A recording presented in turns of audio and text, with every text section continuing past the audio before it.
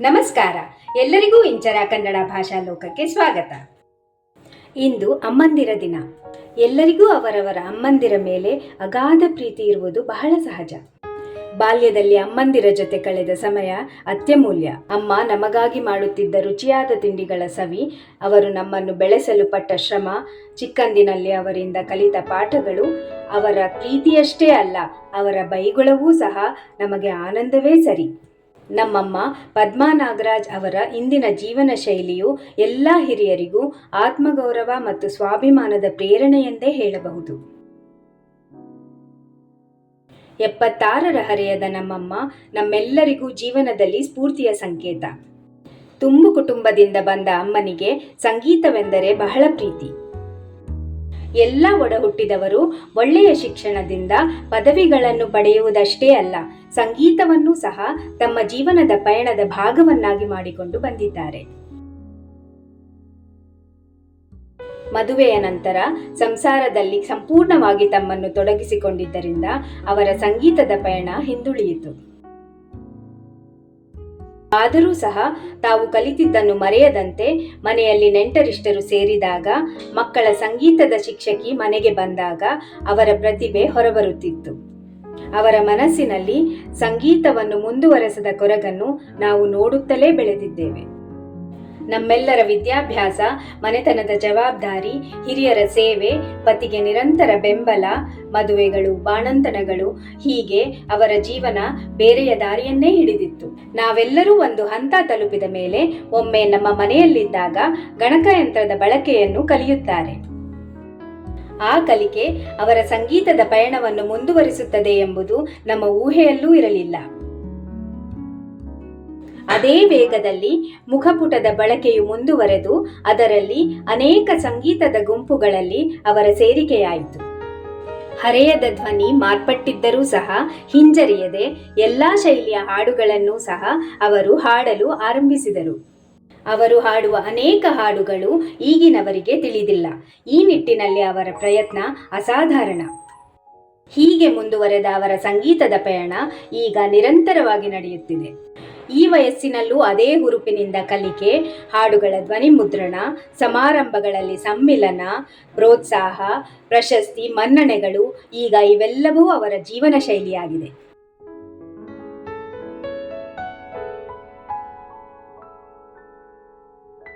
ಯಾರ ತಂಟೆಗೂ ಹೋಗದೆ ನಿರಂತರವಾಗಿ ಸಂಗೀತದ ಸೇವೆಯಲ್ಲಿ ತಮ್ಮನ್ನು ತಾವು ತೊಡಗಿಸಿಕೊಂಡಿರುವುದರಿಂದ ಅವರ ಆರೋಗ್ಯವೂ ಸಹ ಚೆನ್ನಾಗಿದೆ. 1000ಕ್ಕೂ ಹೆಚ್ಚು ಹಾಡುಗಳನ್ನು ಅನೇಕ ಸಮಾರಂಭಗಳಲ್ಲಿ, ಗುಂಪುಗಳಲ್ಲಿ ಹಾಡುತ್ತಾ ಹಿರಿಯ ವಯಸ್ಸಿನಲ್ಲಿ ಹೇಗೆ ಜೀವನ ನಡೆಸಬೇಕು ಎನ್ನುವುದಕ್ಕೆ ನಮ್ಮ ತಾಯಿ ನಿದರ್ಶನವಾಗಿದ್ದಾರೆ. ನಮ್ಮ ಕುಟುಂಬದ ಎಲ್ಲ ಸದಸ್ಯರಿಗೆ, ಅವರ ಮೊಮ್ಮಕ್ಕಳಿಗೆ ಇದು ಬಹಳ ಸಂತೋಷದ ವಿಷಯ. ಮೊಮ್ಮಕ್ಕಳು ಅವರನ್ನು ಸಮಾರಂಭಗಳಿಗೆ ಕರೆದುಕೊಂಡು ಹೋಗುವುದು, ಮುಖಪುಟದಲ್ಲಿ ಅವರ ಹಾಡುಗಳನ್ನು ಇಷ್ಟಪಡುವುದು ತಮ್ಮ ಕೆಲಸವೆಂದೇ ಭಾವಿಸಿದ್ದಾರೆ. ಈ ರೀತಿಯ ನಮ್ಮಮ್ಮನ ಜೀವನ ನಮ್ಮೆಲ್ಲರಿಗೂ ಪ್ರೇರಣೆ, ಆತ್ಮಗೌರವದ ಸಂಕೇತ ಮತ್ತು ಸ್ಫೂರ್ತಿದಾಯಕ.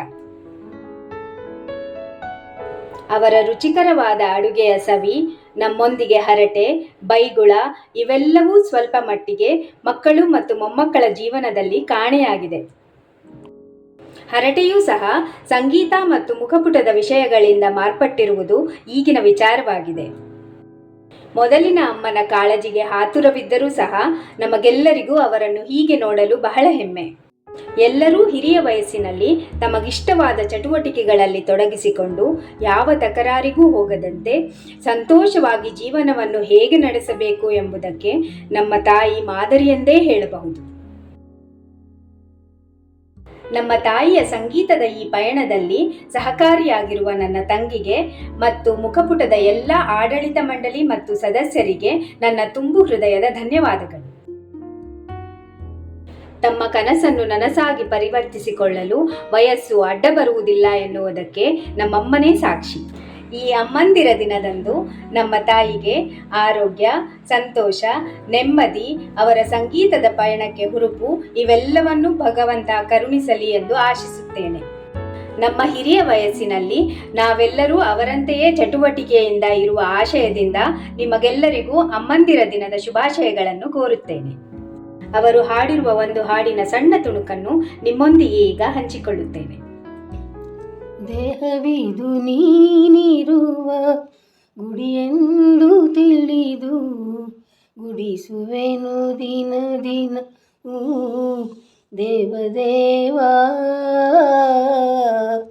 ದೇಹವಿದು ನೀನಿರುವ ಗುಡಿಯೆಂದು ತಿಳಿದು ಗುಡಿಸುವೆನು ದಿನ ದಿನ ದೇವದೇವ. ಎದೆಯ ಕಮಲಾಕರದಿ ನೀನು ಮೀಯುವೆ ಎಂದು ಕಂಬನಿಯ ನವ ಜಲದಿ ದಿನವು ತೊಳೆವೆ. ಎದೆಯ ಕಮಲಾಕರದಿ ನೀನು ಮೀಯುವೆ ಎಂದು ಕಂಬನಿಯ ನವ ಜಲದಿ ದಿನವು ತೊಳೆವೆ. ಇರುಳು ಕವಿಯುವ ತೆರದಿ ರವಿಯ ಬೆಳಕನು ಕರೆವೆ.